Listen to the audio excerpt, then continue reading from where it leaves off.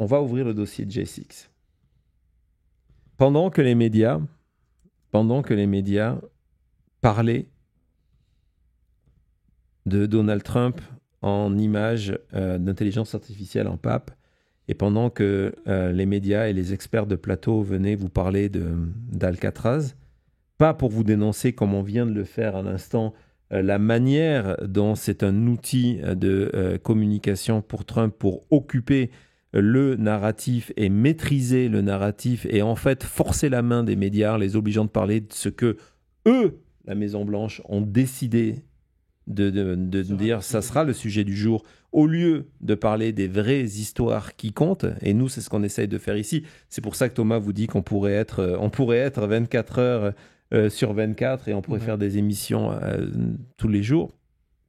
En fait, ce week-end, il y a eu des moments extrêmement troublants. Dans le fameux Friday Night News Dump, vous le savez, on vous en a souvent parlé, ces informations qui sont publiées le vendredi soir lorsqu'il n'y a plus d'attention médiatique et plus d'attention des Américains. Les Américains sont partis en week-end, les journalistes aussi. Il y a eu cette information que le département de la justice avait décidé de verser, accrochez-vous bien, 30 millions de dollars à la famille de Ashley Babbitt. Ashley Babbitt, je vous le rappelle, c'est cette supporter de Donald Trump qui était extrêmement virulente le 6 janvier 2021, qui a refusé d'écouter les ordres et qui a tenté de forcer son accès à la dernière porte, protégeant les élus au sein du Capitole, et qui a été tuée. Et elle est devenue un symbole du côté de Donald Trump, symbole contraire, c'est-à-dire qu'on s'empare de ces héros-là, comme il a fait avec les fameux otages. Les otages, ce sont des personnes qui ont non seulement attaqué les policiers qui étaient en place, mais certains ont organisé tout ça. On va y revenir dans quelques secondes. Et donc, Ashley Babbitt, c'est ça. Et la manière dont la famille Ashley Babbitt a été utilisée pendant la campagne par Trump est assez déplorable. C'est pas surprenant. Et aujourd'hui, la famille, donc c'est sorti ce week-end, mais on n'en a pas parlé parce qu'on parlait de Trump en pape puis d'Alcatraz, c'est que le département de la justice va verser 30 millions de dollars à la famille d'Ashley Babbitt. Alors, comment ça se fait ? C'était très simple, on le voyait arriver, c'est-à-dire que évidemment Donald Trump, il aurait pu, mais c'était pas l'idée, l'argent ne sort pas de sa poche, c'était de sortir un chèque à Ashley Babbitt.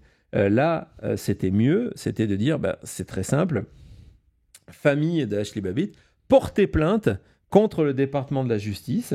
Et une fois qu'on va être élu, nous, cette plainte, on va dire, tiens, on va pas aller au tribunal, et donc, pour s'excuser, on va vous donner 30 millions de dollars. Donc ça, c'est fait. Et ce n'est pas terminé. Le même discours, Trump et son entourage l'ont avec d'autres personnes qui ont participé au 6 janvier en disant, voilà, attaquez le gouvernement américain, attaquez-nous pour abus, et on trouvera un accord à l'amiable. Et donc, c'est ce qui vient de se passer. Cette nouvelle-là, peu de monde en a parlé. Le New York Post en a parlé, mais peu de monde en a parlé. Il y a eu pire que ça.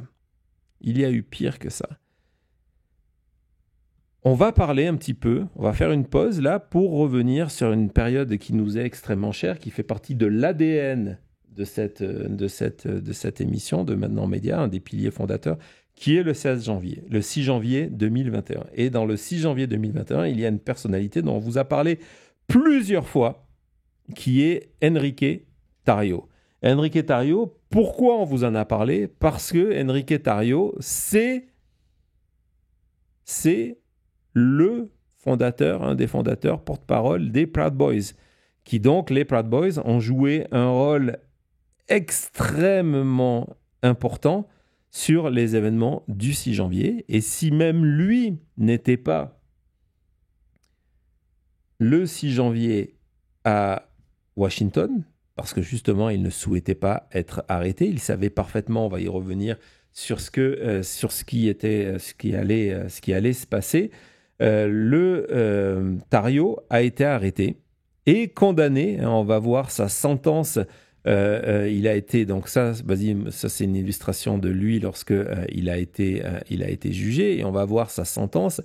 C'est quelqu'un qui a été condamné par un juge par 22 ans de prison, par un juge qui a été nommé par Donald Trump. D'accord ? 22 ans de prison. Et ce qui est intéressant dans cette peine de prison, c'est qu'il a été condamné pour seditious conspiracy.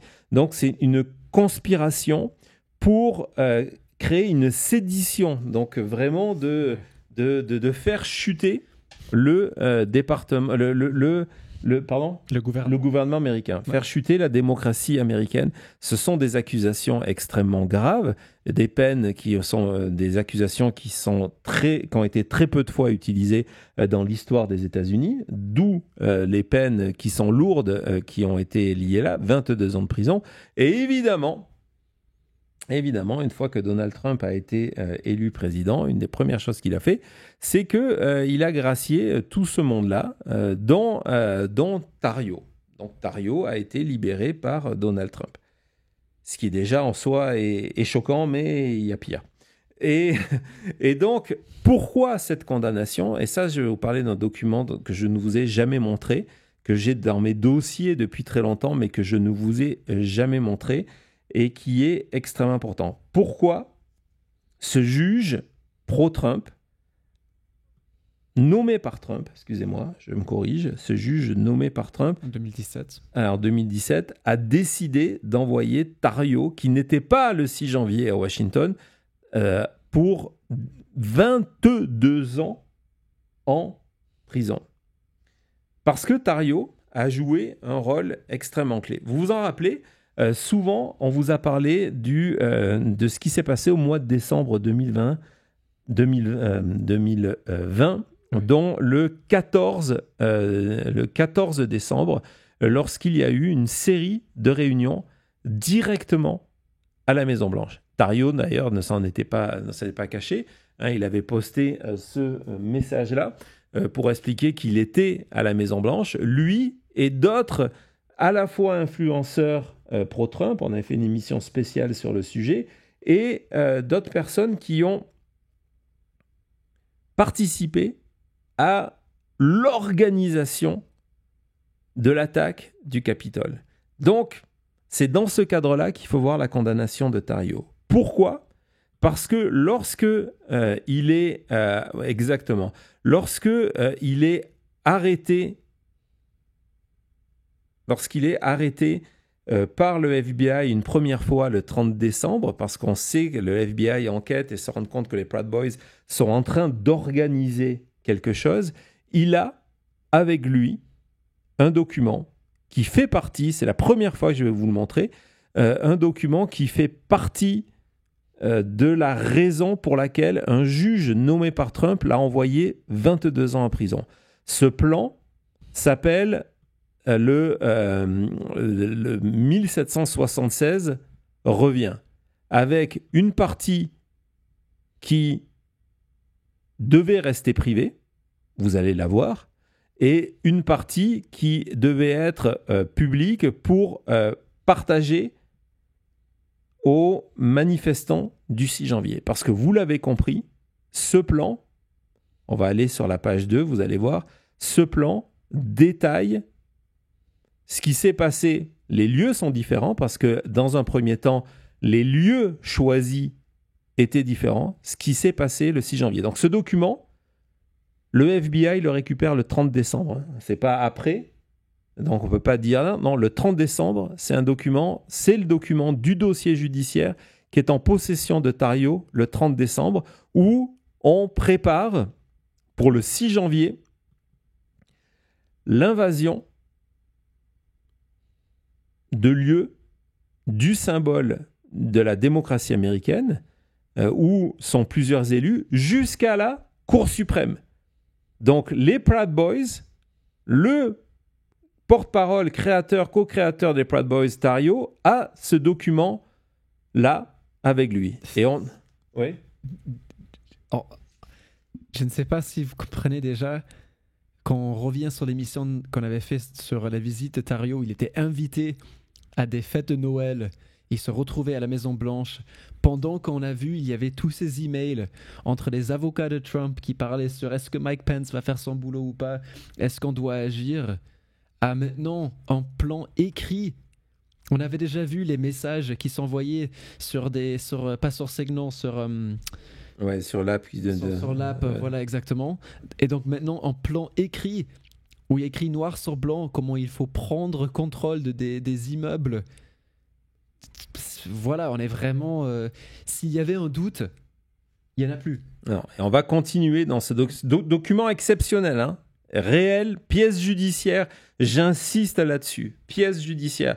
C'est toujours ce qu'on a fait ici, c'est de vous montrer des véritables documents. Et donc, il y a l'exécution de ce plan-là, avec la construction d'équipes, avec des rôles à chaque fois, ceux qui doivent faire de la diversion, ceux qui doivent exciter la foule, ceux qui doivent lancer les champs, ceux qui doivent surveiller à droite, à gauche. Vous voyez, donc chacun a sa fonction.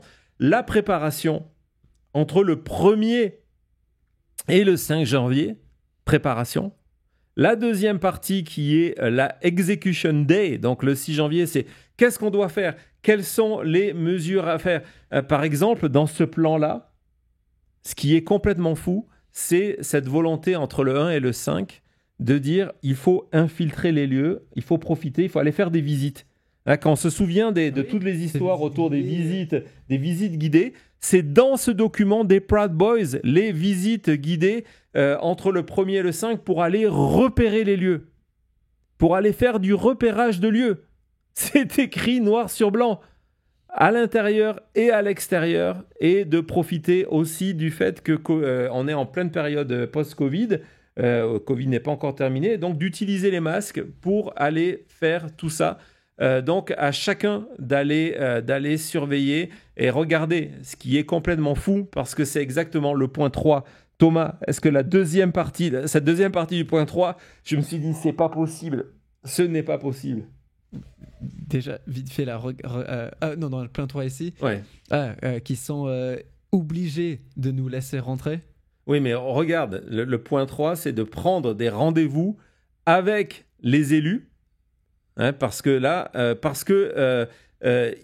pour nous laisser rentrer, et c'est exactement ce qui va se passer. Ce sont ces élus qui vont recevoir ces personnes lors de ces visites guidées juste avant le 6 janvier. Donc tout ça est détaillé, on continue dans ce document-là, qui mériterait une émission à part. Mais bon, voilà. Donc après l'exécution, c'est s'assurer que la foule à l'extérieur est prête à agir.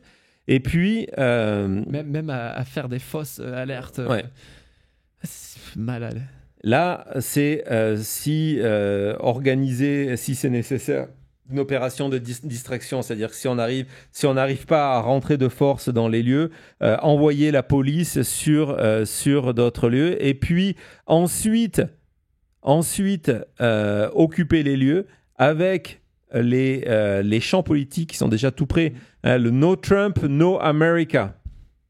No Trump, No America. Et puis no peace. Exactement. Et puis la question derrière, après, dire bon, ok, qu'est-ce qu'on fait ensuite? Donc, on va avancer dans ce document. On a encore 2 pages à vous montrer.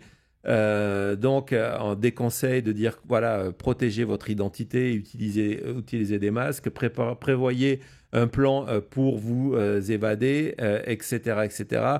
La question de savoir est-ce qu'on peut bloquer la circulation, et la dernière page, qui est la page publique, qui devait être, alors vous allez voir, là, non, c'est with the people. Et donc, encore une fois, c'est de demander tout ce que Trump vient de faire d'ailleurs par rapport à ce qu'il souhaite faire pour les élections, et de dire, voilà, les ennemis, vous allez voir, les ennemis, les personnes à mentionner, les ennemis, c'est McConnell, McCarthy et Mike Pence. Bon, Bill Gates aussi, mais Mike Pence. Ce qui est intéressant, en plus, pour la petite parenthèse de ce document-là, il est fou, hein, de ce document-là, dans l'intégralité. J'essaierai de le partager, si ça vous intéresse, dites-le moi. Je le partagerai sur mon compte Blue Sky. si vous voulez le lire dans l'intégralité et l'avoir. Ce sont des documents que, justement, il ne faut pas laisser tomber dans les poubelles de l'histoire. Donc, je le mettrai sur mon compte Blue Sky. Si vous n'êtes pas encore abonné, c'est le moment de le faire. Et donc, et on le partagera aussi si vous êtes membre, on le partagera. On peut le mettre sur YouTube, je pense aussi. Hein. On peut se mettre sur YouTube et sur lachute.info. Ouais, on va vous le mettre de partout parce qu'il faut avoir ce document-là. Le plus fou dans cette histoire, c'est que lorsque vous allez lire les rapports d'enquête faits par les agents du FBI, ils vous racontent que ce document, ils l'ont saisi le 30 décembre. Donc on est 6 jours. Ça laisse poser des questions de comment ils ont quand même réussi à mettre en réalité ce plan-là, même si les lieux étaient différents.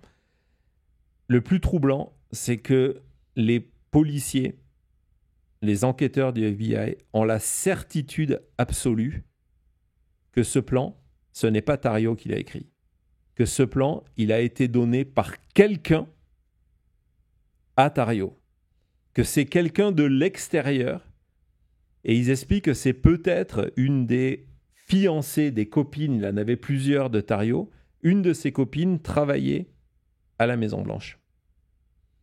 C'est elle qui l'a invité le 14 décembre. Et donc, les enquêteurs, ils n'ont pas pu le prouver, mais sont persuadés que ce n'est pas lui l'auteur. Il a dit que ce n'était pas lui l'auteur, en plus, mais bon, ce qu'on dit aussi pour ne pas aller en prison. Mais au-delà de ça, les enquêteurs sont persuadés que c'est quelqu'un qui a confié ce plan-là. On ne le saura jamais, vous le savez pourquoi, parce que l'administration Trump ne réouvrira jamais ce dossier-là. On n'en parle même plus, mais le rapport de... Plus personne ne parle du rapport de Jack Smith est tombé dans les oubliettes de l'histoire comme cet aspect de ce dossier-là. Donc, quelqu'un a fourni à Thariot un plan d'action pour le 6 janvier. Et pourquoi je vous parle de tout ça? Vous allez dire, on en est loin, on est dans la tête de Trump, qu'est-ce qui se passe? Parce que pendant que les médias parlaient d'Alcatraz, pendant que les médias parlaient de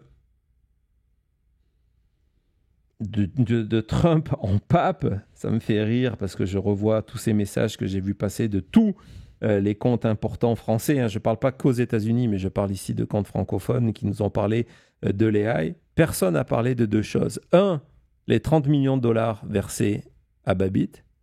Deux, Trump qui veut que Tina Peters soit libérée de prison le plus rapidement possible. Tina Peters, c'est elle qui a donné accès à des ordinateurs où il y avait les listes électorales, ce qui est absolument interdit. Elle a été condamnée pour ça.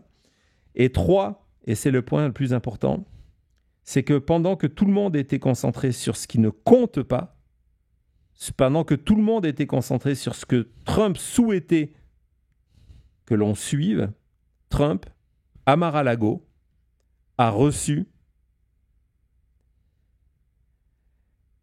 Ça me fait tellement difficile de le dire, Thariot et sa mère. Voilà. C'est sur le compte Instagram de Enrique Thariot. Enrique Thariot, condamné à 22 ans de prison pour seditious conspiracy, donc pour une conspiration, pour une sédition. Enrique Thariot qui avait ce plan avec lui, samedi soir, a été invité avec sa mère à la Maison-Blanche, à Mar-a-Lago, où il a été invité par Trump à venir à sa table. Et vous allez voir, c'est pas moi qui le dis, c'est Thariot qui raconte tout ça. Vous allez voir, il a posté un message sur les réseaux sociaux, on doit l'avoir, voilà, Thomas. Donc, il dit qu'il a eu une très bonne, lui, avec sa mère, il a eu une très bonne conversation avec Trump. Et il ne met pas real Donald Trump Jr., il met POTUS pour dire, voilà, c'est avec le président des États-Unis. Putain, le président des États-Unis, ça me rend fou de vous raconter ça. Je suis désolé, mais ça me met dans un état, mais c'est vraiment difficile. C'est vraiment difficile. Donc, il a eu une conversation avec Donald Trump et qu'il dit que c'est Trump qui lui a demandé de venir à sa table, que Trump lui a présenté des excuses en disant que c'était Joe Biden qui avait fait tout ça aux J6ers, donc aux personnes qui avaient été enfermées le 6 janvier, qu'il savait les difficultés, combien ces conditions de prison avaient été difficiles, qu'il était en train de travailler à trouver une solution pour que le gouvernement américain compense Tario, d'accord? Et quand Tario l'a remercié, Trump lui a répondu que je vous aime. Et Trump a demandé à Tario de faire passer un message à toutes ces personnes qui ont participé à l'insurrection du 6 janvier. Et le message, c'est merci. Thomas, je te laisse la parole parce que là, je ne peux plus. Qu'est-ce qu'il y a à dire? Encore une fois, on pourrait toujours dire, imaginez si c'était Biden qui avait ça, Obama qui avait fait ça. Là, c'est même plus drôle, il n'y a rien de... Pour moi, tout ça, en plus, avec le 6 janvier, on avait vu, c'était le moment où on se disait, si on ne se met pas là, maintenant, les républicains, les Américains, contre Trump, et on dit, voilà, c'est la ligne, on ne passe pas, on n'attaque pas on n'attaque pas le gouvernement, on n'attaque pas le Capitole, il n'y aura plus de limites. Là, pareil, si on est là invité Enrique Tarrio à un repas et lui dire merci et je vous aime et tout ça, je veux dire, c'est quand qu'on arrête tout ça? Je vois vos réactions dans le chat, voilà, on les partage, hein, c'est révoltant, c'est une honte, c'est sidérant, c'est fou. Et donc, dans la tête de Donald Trump, il y a cette volonté d'amuser, de secouer, se hocher devant les yeux des médias, des correspondants, des experts de plateau du monde entier qui voient tout ça à travers les réseaux sociaux, et en même temps de cacher la situation économique, de cacher sa proximité avec les membres qui ont participé à l'insurrection du 6 janvier, y compris les créateurs des Proud Boys. Et donc nous, ici, on voulait aujourd'hui que tout ça existe. Donc lorsqu'on vous dit, voilà, abonnez-vous, partagez notre contenu, c'est pour empêcher que tout ça disparaisse. Que tout ça disparaisse. Si on laisse ces informations, le rapport de Tarrio, le plan de Tarrio, si on laisse ces informations-là disparaître, on aura complètement perdu. Le 5 novembre était une défaite pour la démocratie. Si on oublie de parler de tout ça, si on tombe dans le piège de parler uniquement des scandales créés par Donald Trump pour nous amuser, il n'y a plus d'espoir. Et nous, notre mission ici, avec vous, c'est de continuer à notre tout petit niveau, tout petit niveau, même si nous sommes 32 901, tout petit niveau, à continuer à ce que ces